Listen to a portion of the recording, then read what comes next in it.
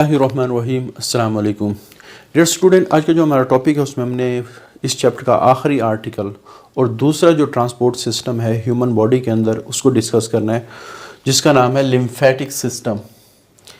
सबसे पहले हमने अब पूरे चैप्टर में जो डिस्कस किया है वो ब्लड ट्रांसपोर्ट सिस्टम है कि जिसमें ब्लड एक जगह से दूसरी जगह जा रहा होता है और मुख्तलिफ मटीरियल को ट्रांसपोर्ट कर रहा होता है। तो लिम्फेटिक सिस्टम भी एक ट्रांसपोर्ट सिस्टम है, लेकिन इसने क्या करना है, इसने टिश्यू से मटेरियल को इकट्ठा करके ब्लड में डालना है। तो हमारे पास इसकी डेफिनेशन क्या बनेगी? Transport system that return material from tissue, जो मटेरियल टिश्यू से लेकर आएगा टू ब्लड तक लेकर जाएगा। अच्छा, टिश्यू में मटेरियल आता कहाँ से है? जैसे मैं कहता हूँ कि हमारे पास ये टिश्यू है, तो टिश्यू को मटेरियल पहुँचा रही हैं हमारी ब्लड वेसल्स। लेकिन हमारी ब्लड वेसल या हमारे ब्लड वेस्कुलर सिस्टम का एक असूल है कि टिश्यू को जब भी फ्लूइड देता है वो उसकी रिक्वायरमेंट से ज़्यादा देता है, अब अगर टिश्यू की रिक्वायरमेंट ज़्यादा है वो तो फिर इस मटेरियल को इस्तेमाल कर लेंगे। लेकिन आपको पता है कि ज़्यादातर टिश्यू ख़ास तौर पे जब रेस्ट कंडीशन होती है उसकी रिक्वायरमेंट कम होती है, तो ये जो मटेरियल है ये यहाँ जमा होना शुरू हो जाता है। अब इस मटेरियल का यहाँ जमा होना नुकसानदेह है, क्योंकि ब्लड तो मुसलसल मटेरियल को भेज रहा है। ऑलरेडी पहले बहुत सारा मटेरियल एक्स्ट्रा आ चुका है, तो इस वजह से ये जो एक्स्ट्रा मटेरियल है इसका दोबारा ब्लड में वापस जाना, ये जिस सिस्टम की जिम्मेदारी लगी हुई है उसको हम कहते हैं लिम्फेटिक सिस्टम। हमारी बॉडी में तकरीबन रोज़ाना ब्लड कैपिलरीज से जो एक्स्ट्रा फ्लूइड निकल रहा है, जो टिश्यू की रिक्वायरमेंट से ज़्यादा है, वो तकरीबन 3 लीटर है। तो उस 3 लीटर फ्लूइड का दोबारा वापस ब्लड में जाना, क्योंकि मे भी पॉसिबल है, हो सकता है जो मटेरियल एक टिश्यू के लिए तो एक्स्ट्रा हो लेकिन दूसरे टिश्यू की वो रिक्वायरमेंट हो, इस वजह से उसको दोबारा ब्लड में भेज दिया जाता है। ब्लड से फिर हार्ट में जाता है, हार्ट इसको फिर दोबारा बॉडी में रीडिस्ट्रीब्यूट कर देता है ताकि उस पार्ट को भी मिल जाए जिसकी रिक्वायरमेंट क्या है, ज़्यादा है। ठीक है, अब सवाल यह है कि इस मटेरियल को इकट्ठा कौन करेंगी? तो ये लिम्फेटिक सिस्टम, जिस तरह ब्लड वेसल का सिस्टम हमारी पूरी बॉडी में फैला हुआ है, इसी तरह लिम्फेटिक वेसल का सिस्टम भी पूरी बॉडी में फैला हुआ है। आगे जिस तरह ब्लड वेसल की मुख्तलिफ टाइप्स हैं, आर्टरीज़ हैं, कैपिलरीज़ हैं, वेन्स हैं, इसी तरह हमारे लिम्फेटिक सिस्टम के अंदर जो लिम्फेटिक वेसल्स हैं, जो लिम्फेटिक सिस्टम की नालियाँ हैं, वो भी मुख्तलिफ कैटेगरीज़ की हैं। वो हमारे पास नालियाँ जो आम तौर पे इस मटेरियल को इकट्ठा करेंगी वो लिम्फेटिक कैपिलरीज़ कहलाती हैं, और लिम्फेटिक कैपिलरीज़ वो इस मटेरियल को इकट्ठा करेंगी, और लिम्फेटिक कैपिलरीज़ के चूँकि एंड आगे से बंद होते हैं तो इस वजह से इनको ब्लाइंड एंड कहा जाता है। और टिश्यू के इर्द गिर्द जो फ्लूइड होता है, अब चूँकि वो सेल से बाहर है उसको एक्स्ट्रा सेलुलर फ्लूइड भी कह सकते हैं, या टिश्यू और ब्लड कैपिलरीज़ के दरमियान जो फ्लूइड होता है उसको इंटरस्टिशियल फ्लूइड भी कहा जाता है। तो पहली बात, हमारे पास जो लिम्फेटिक कैपिलरीज होती हैं, तो लिम्फेटिक कैपिलरी ये बहुत ही छोटी छोटी लिम्फेटिक वेसल्स हैं दैट हैव ब्लाइंड हैं, जो जिनके एंड्स आगे से बंद हैं, और ये मौजूद कहाँ होते हैं? इन एक्स्ट्रा सेलुलर फ्लूइड, या एक्स्ट्रा सेलुलर फ्लूइड जो टिश्यू के इर्द गिर्द होता है उसको इंटरस्टिशियल फ्लूइड भी कहा जाता है। तो ये जो लिम्फेटिक कैपिलरीज हैं वो इस एक्स्ट्रा सेलुलर मटेरियल को इकट्ठा कर रही हैं अगर ये ज़रूरत से ज़्यादा है। लेकिन एक सवाल जहन में आता है कि अगर इनके एंड बंद है तो मटेरियल इनमें दाखिल कैसे होगा? बेसिकली इनके एंड तो बंद होते हैं लेकिन इनकी दीवारों में छोटे छोटे सुराख होते हैं, जैसे जाली के अंदर सुराख होते हैं, और लेकिन ये छोटे छोटे सुराख ब्लड कैपिलरीज के सुराखों से बड़े हैं। इस वजह से हमारे पास जो मटेरियल इंटरस्टिशियल फ्लूइड से इन लिम्फेटिक कैपिलरीज में जाता है तो उसमें बड़े मालिक्यूल भी शामिल होते हैं, लेकिन वो बड़े मालिक्यूल हमारे ब्लड कैपिलरीज में इंटर नहीं हो सकते, क्योंकि ब्लड कैपिलरीज के जो इंटरसेलुलर स्पेसेस हैं, यानी जो ब्लड कैपिलरीज की दीवार में छोटे छोटे सुराख हैं, वो बहुत ही छोटे हैं, इनके सुराख थोड़े से फिर भी बड़े हैं। अच्छा, वो मटेरियल जो इंटरस्टिशियल फ्लूइड जो लिम्फेटिक कैपिलरीज में दाखिल हुआ है, तो लिम्फेटिक कैपिलरीज में दाखिल होने के बाद उसको फिर इंटरस्टिशियल फ्लूइड या एक्स्ट्रा सेलुलर फ्लूइड नहीं कहा जाएगा, बल्कि इसको कहा जाएगा ये लिम्फ बन गया है। ये दाखिल कैसे होगा? जितना ज़्यादा ब्लड कैपिलरी से मटेरियल यहाँ आ रहा होता है उतना ही ज़्यादा उस फ्लूइड का प्रेशर बन रहा होता है।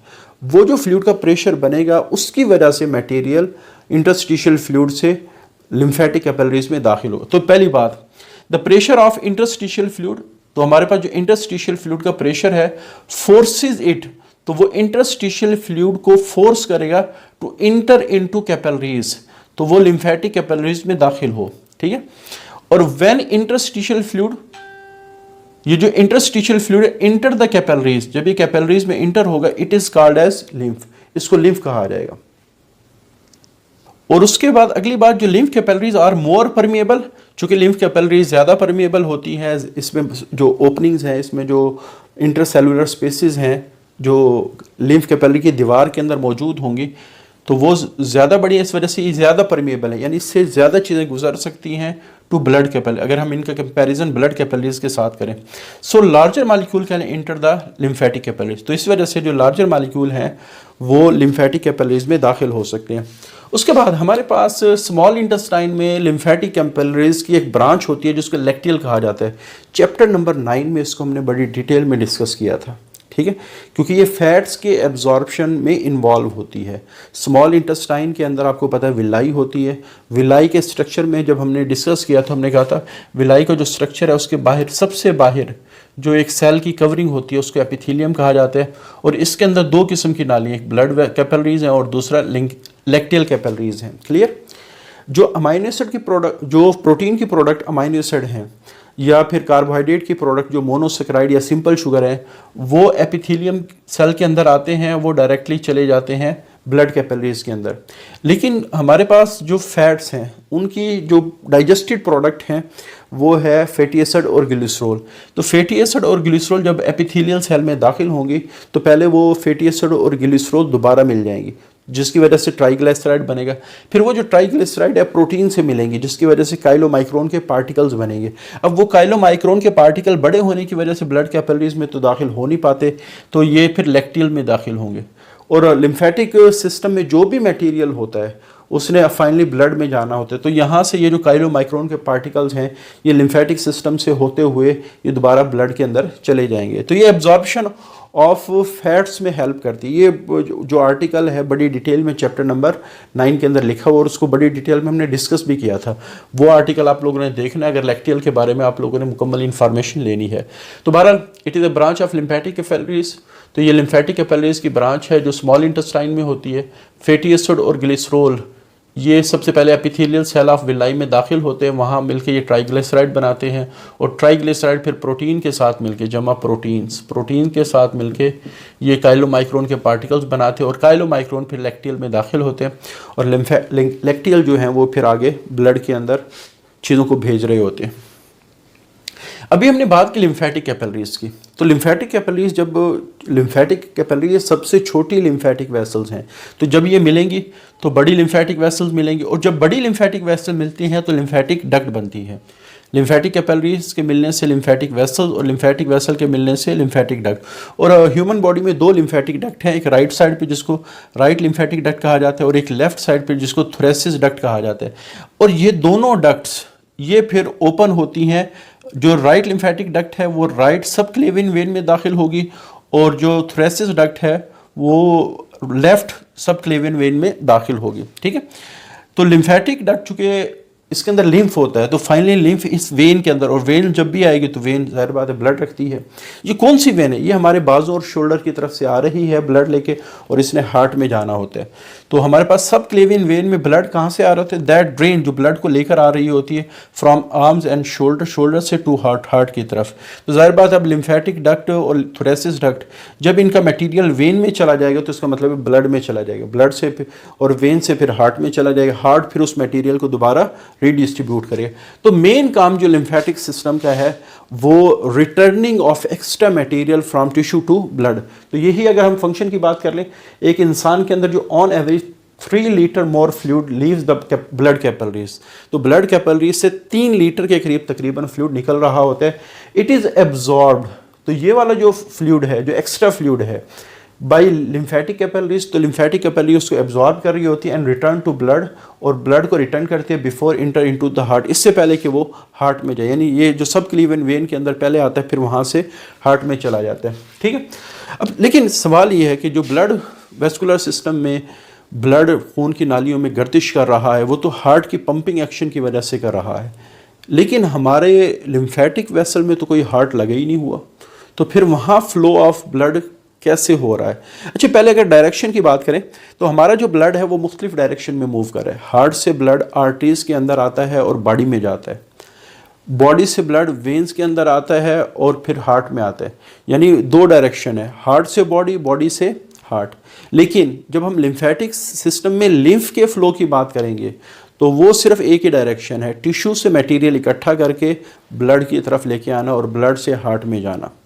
ٹھیک ہے، یہ دوبارہ ہارٹ سے واپس ٹیشو میں لمفیٹک سسٹم کے ذریعے سے نہیں جائے گا. تو پہلی بات، دو ڈائریکشن ہے وہ ہمیشہ ٹیشو ٹو ہارٹ ہوگی، ٹیشو ٹو ہارٹ ہوگی.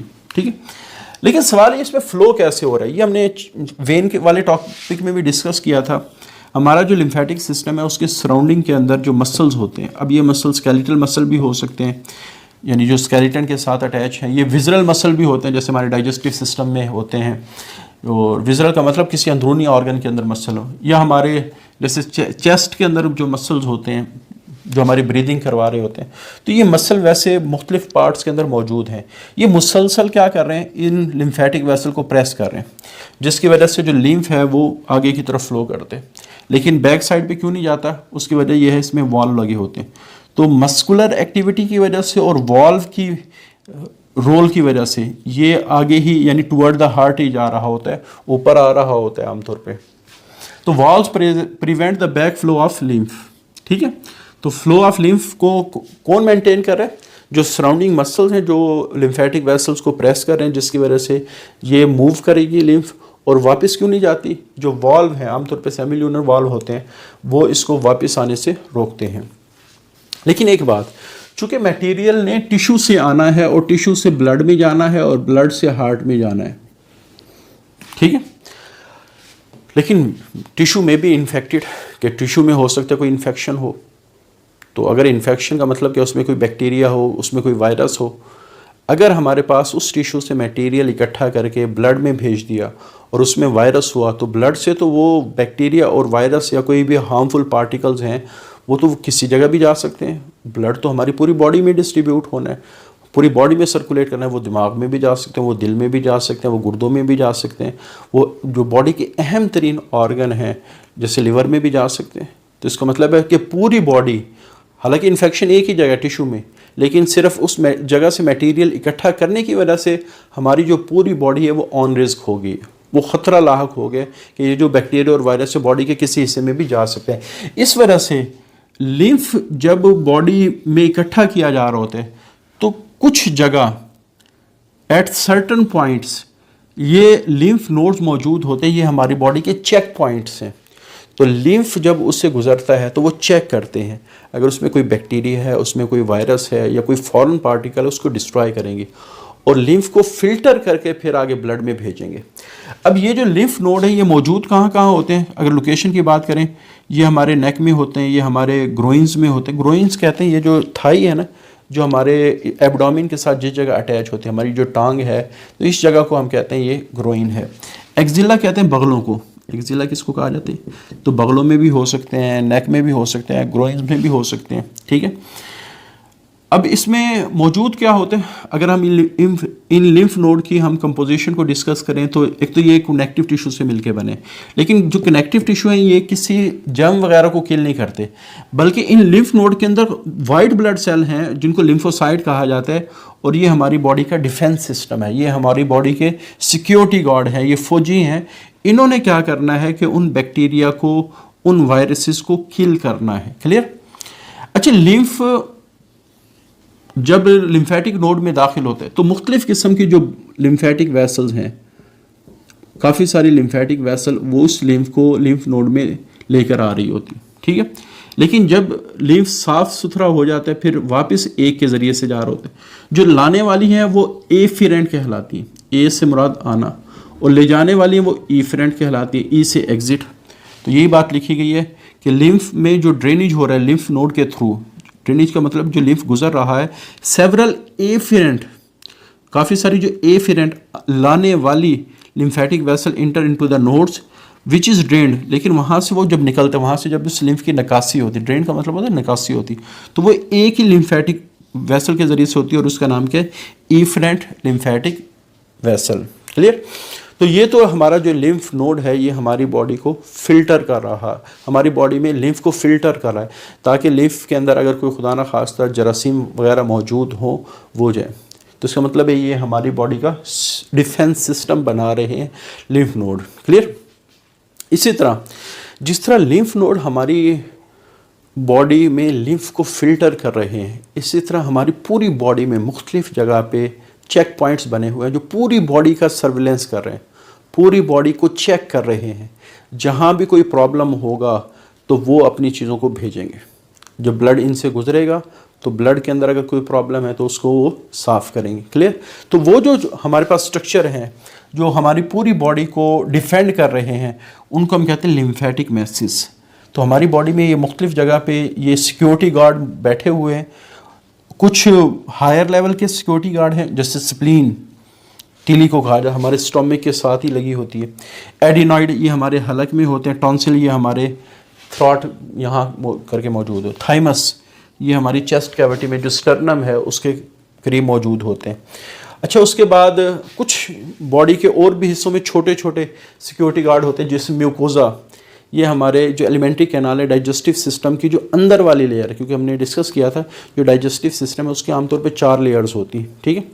तो सबसे अंदर वाली को म्यूकोजा, उससे ऊपर एक बारीक सी कवरिंग होती है जिसको सब म्यूकोजा कहा जाता है।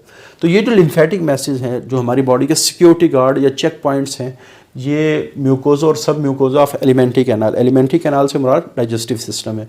और ये कर क्या रहे हैं, ये हमारी बॉडी का डिफेंस सिस्टम बना रहे हैं। कैसे बनाते हैं? इनके अंदर बहुत सारे लिम्फोसाइट्स होते हैं, इनके अंदर मैक्रोफेज होते हैं। ये दोनों वाइट ब्लड सेल के टाइप्स हैं, लिम्फोसाइट और मैक्रोफेज। जो मैक्रोफेज है ये आमतौर पे किसी भी बैक्टीरिया वगैरह को किल करते हैं बाई फैगोसाइटोसिस। किसके ज़रिए से?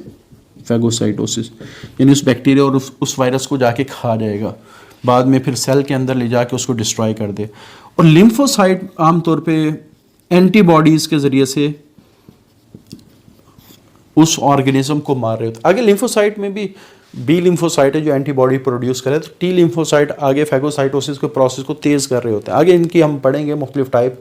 लिम्फोसाइट की 2 टाइप्स होते हैं, बी लिम्फोसाइट, टी लिम्फो। लेकिन इन शॉर्ट अभी जहन में रखें ये दोनों वाइट ब्लड सेल की टाइप्स हैं और ये वो फौजी हैं, ये वो सिक्योरिटी गार्ड हैं जो इन लिम्फेटिक वेसल्स के अंदर बैठे हुए हैं, इन लिम्फ नोड्स के अंदर बैठे हुए हैं। तो इनसे इन्होंने पूरी बॉडी को चेक करना। ये हमारी बॉडी का इम्यूनिटी सिस्टम है, हमारी बॉडी का डिफेंस सिस्टम है। ठीक है। अच्छा, उसके बाद जैसे स्प्लीन की हमने बात की, स्प्लीन लिम्फेटिक मैसेज। स्प्लीन क्या है? Lymphatic message. तो स्प्लीन में हमारी ब्लड गुजर रहा है, जब ब्लड गुजरता है स्प्लीन से तो स्प्लीन के अंदर भी ये लिम्फोसाइट और मैक्रोफेज मौजूद होते हैं।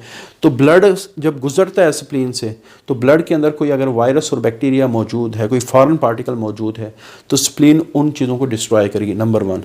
दूसरा, हमारे जो रेड ब्लड सेल्स हैं वो 120 डेज़ बाद ख़राब होना शुरू हो जाते हैं।